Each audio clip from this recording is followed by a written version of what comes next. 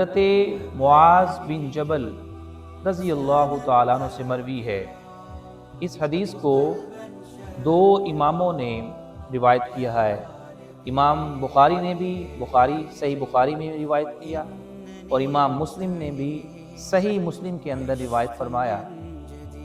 وہ یہ کہ حضور نبی رحمت صلی اللہ تعالیٰ علیہ وآلہ وسلم نے فرمایا کہ اے معاذ، میں تمہیں ایک ایسا عمل نہ بتا دوں کہ جس کے کرنے سے اللہ رب العزت تمہارے سارے کے سارے گناہوں کو ایک معاف فرما دے گا، اور دوسرا آپ کی دعا کو رب کائنات قبول فرمائے گا۔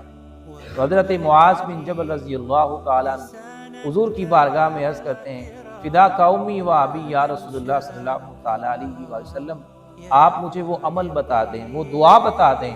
تو حضور نے فرمایا کہ ہر فرض نماز کے بعد تم اللہ کی بارگاہ میں یہ دعا مانگا کرو، اللہم انی علی ذکرک و شکرک و حسن عبادتک۔